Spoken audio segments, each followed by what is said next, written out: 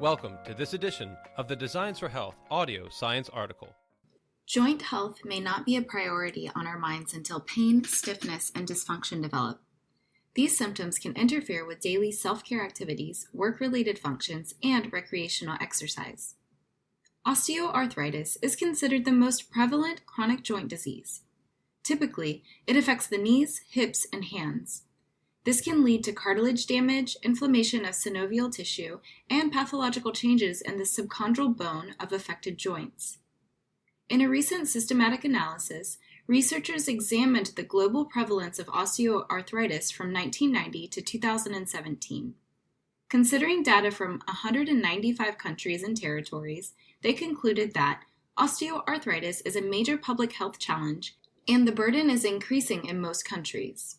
The U.S. was among the top 3 countries with the highest age-standardized prevalence estimates of osteoarthritis in 2017. There is no cure for osteoarthritis, so prevention and management are important. Unfortunately, many conventional therapies for osteoarthritis have significant limitations. The following conventional medical treatments for osteoarthritis focus on managing symptoms or total joint replacement. Acetaminophen. A recent systematic review concluded that acetaminophen provides only minimal improvements in pain and function for people with hip or knee osteoarthritis. NSAIDs. Non-steroidal anti-inflammatory drugs have analgesic and anti-inflammatory actions, but these carry the risk of side effects including cardiovascular and gastrointestinal concerns. Corticosteroid injections are another common treatment in conventional medicine.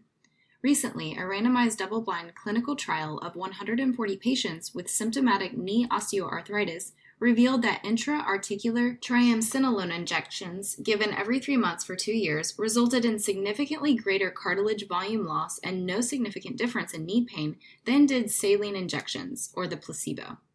Although hip or knee replacement can be effective for end-stage osteoarthritis, the replacement components can also wear out or fail over time. In some cases, revision surgery may be necessary.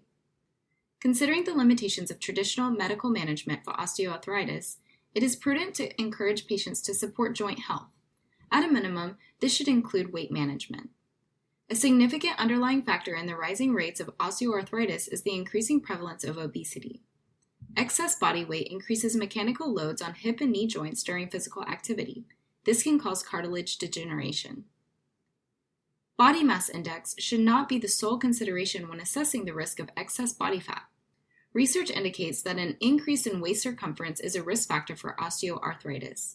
Abdominal obesity is defined as a waist circumference of more than 40 inches for men and 35 inches for women. Adipocytes, or fat cells, produce and release adipokines, including leptin, which are similar in structure to cytokines and can cause inflammation.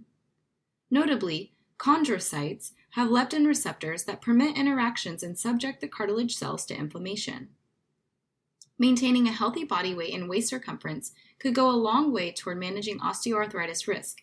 For those who are overweight, losing more than 5% of body weight has produced significant improvement in knee osteoarthritis. Exercise can support weight loss efforts and may be individually tailored to improve pain and function. In addition to weight management, our diet and specific nutritional components may help support joint health. Omega-3 fatty acids are an important dietary and supplemental consideration. Osteoarthritic joints accumulate high levels of omega-6 fatty acids, which are precursors of pro-inflammatory eicosanoids. In contrast, omega-3 fatty acids are associated with lower levels of inflammatory mediators.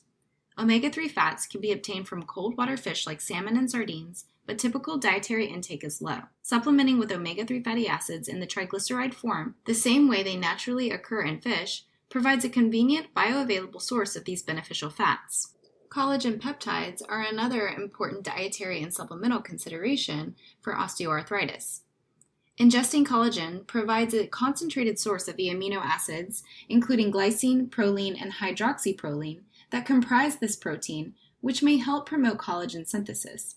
A double-blind, placebo-controlled 13-week clinical trial of 30 men and women ages 30 to 65 years with knee osteoarthritis found that a collagen supplement of 5 grams twice daily significantly improved joint discomfort compared to placebo.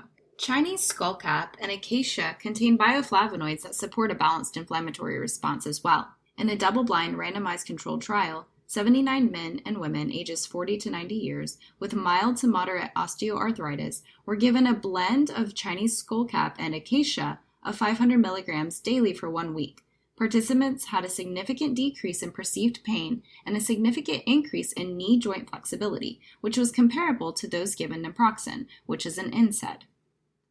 Other supportive nutrients include ascorbic acid or vitamin C, which is required for collagen synthesis, vitamin K, as it plays a role in cartilage mineralization, and glutamine, glucosamine sulfate, aloe vera, and silicone, as they may also support the synthesis of collagen. Thanks for listening. For more excellent educational content, be sure to visit designsforhealth.com.